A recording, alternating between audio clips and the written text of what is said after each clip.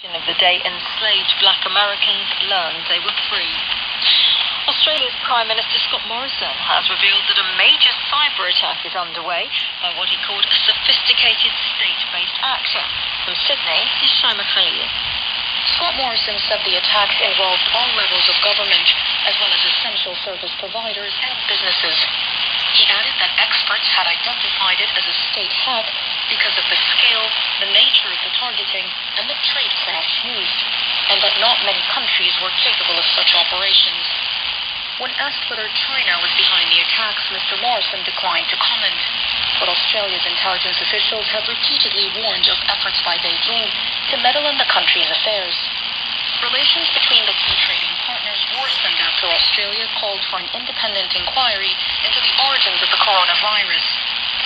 Leaders of European Union countries are to hold a video conference today to try to resolve divisions over a coronavirus recovery fund. Gavin Lee in Brussels says diplomats are suggesting there'll be no real compromise until leaders are able to meet face-to-face in July. This plan, known as the Next Generation EU Fund, is unprecedented in scale. It involves raising €750 billion through the financial markets in an attempt to revive Europe's economy. €500 billion will be distributed in grants and the remainder as loans. But leaders of the self-proclaimed Frugal Four, Sweden, Denmark, Austria and the Netherlands, have made clear their continued opposition to grants. They've written a joint statement in a newspaper this week stating that money borrowed must be paid back. Angela Merkel has urged quick and decisive action on the issue and on agreeing to an increased EU budget of more than €1 trillion. You're listening to the latest world news from the BBC. China has reported 32 new coronavirus cases on Thursday, 25 of them in the capital Beijing, which has become the centre of the latest outbreak in the country. Tight restrictions have been imposed on movements in the city.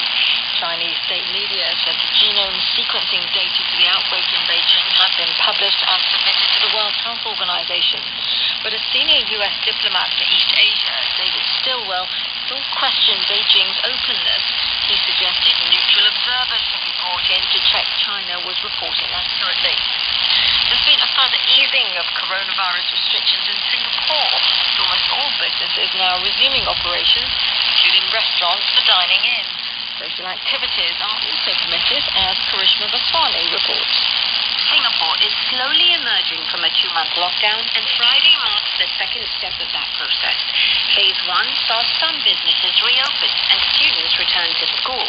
But now Singaporeans can dine in at restaurants, and almost all shops, including nail salons and spas, are open. But it's certainly not business as usual, and caution is key. Singaporeans can only meet in groups of 5, and cinemas, nightclubs and concerts are still off limits. Nor are workplaces returning to normal just yet. The government is encouraging all staff to continue working from home where possible. A heavy lifting Chinook helicopter has flown a famous abandoned bus out from the heart of Alaska's mountain wilderness. Christopher McCandless, a 24-year-old wanderer, died of starvation in the Fairbanks City Transit bus in 1992. The story was told in the popular book Into the Wild and a later Hollywood film. Officials decided to remove the vehicle because increasing numbers of international visitors were getting into difficulties while walking to the site. Last year, a newlywed woman from Belarus drowned trying to cross a swollen river on her return. BBC News. Thank you for that news. Hello and welcome to Newsday with Carney and Alan. Lots to pack in this hour. We're going to Tulsa in the United States, to Hungary and to Peru. We're also looking at that cyber attack in Australia. The Prime Minister said his country has been under a sophisticated and extensive cyber attack for several months by another nation, but he wouldn't say which. More on that story coming up shortly. And you can also hear the best bits of this program via our website, bbcworldservice.com/newsday.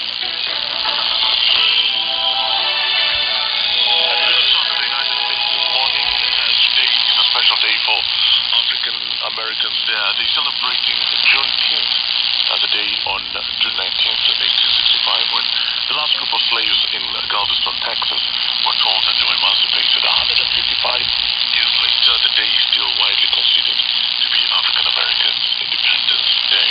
In Tulsa, Oklahoma, black communities are commemorating event one day ahead of a campaign rally for President Donald Trump that is scheduled to take place in the city. And for more on this, we're joined by Sherry Gamble-Smith, who is the president of the Black Wall Street Chamber of Commerce in Tulsa. Good to have you on, Sherry. Yeah, great to get us started. What's the significance of this day for African Americans? Let's paint the picture for us. Juneteenth is about amplifying Black voices, affirming Black artists, celebrating Black culture, preserving Black joy. It is a celebration of freedom for the African American community. It's a time for us to set a stage, a platform for all the creativity and the talent that Black America has. A lot of times people don't notice or recognize how talented our race is, but Juneteenth definitely is a time where we can showcase our talent. What do you say to this Twitter message? Maybe I was sheltered for 73 years living in the city, but I never in my life heard of Juneteenth until Trump scheduled a rally on that day. We should thank Trump for educating America about Black history. Juneteenth has been celebrated for over 150 years. If it took 150 years to make it famous, then that says a lot about this country and a lot about our president. That's a problem. How widely celebrated is it? Has it been celebrated in the entire country or in just pockets of it? It's been celebrated in the entire country, everywhere. Right. And so what do you have planned for Tulsa this year? We have planned music, art, education, poetry, dance, speeches, healing for all of us together. We've been through a lot in this nation with murders, murdering our young Black men and women, and so it's a time for us to just take a breath and breathe and celebrate our freedom.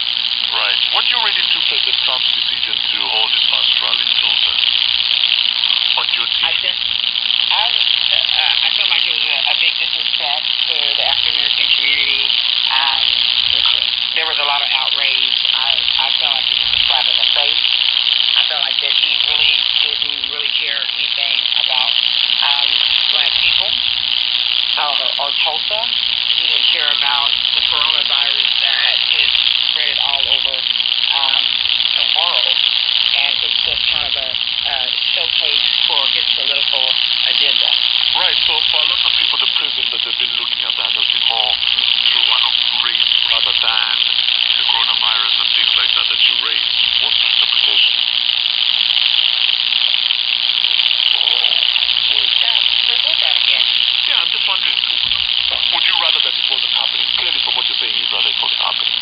I definitely rather, my own opinion, I'd rather it wasn't happening. Okay, and Black Wall Street Chamber of Commerce in Tulsa, what do you do there? We are the African American Chamber. We are the advocates for our small Black-owned businesses. We empower the community. We teach and educate with economic development, legislative agenda, you name it. We financial resources, financial education, just a complete empowerment for our community. Really good to talk to you, Sherry Gamble-Smith. Thank you. She's president of the Black Wall Street Chamber of Commerce in Tulsa, Oklahoma.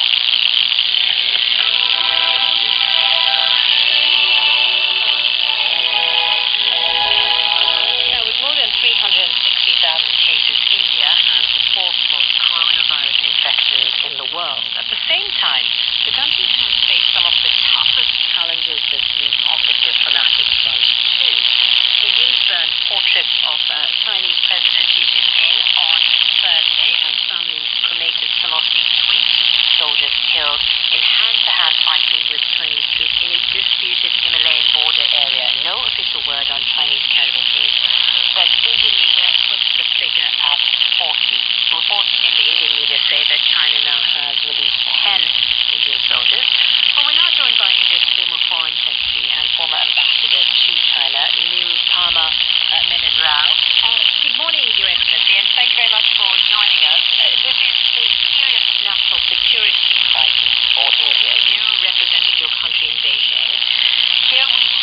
the world's two most populous nations with two of the planet's biggest military forces. Where do you go next from this point? Good morning. Well, this is certainly one of the most serious diplomatic crises that India has faced over the last few decades. The border with China had been quiet for about 45 years. And even if we had differences along the modus vivendi that we had crafted with China over the years, which had held the peace and promoted the development of relations in a number of areas, has come apart. It's a positive, in all this gloom, I think there is a little light manifested in the fact that India and China are in touch through diplomatic channels and military channels to try and de-escalate the situation, because that is the first priority, even before we consider what we will do in terms of the relationship.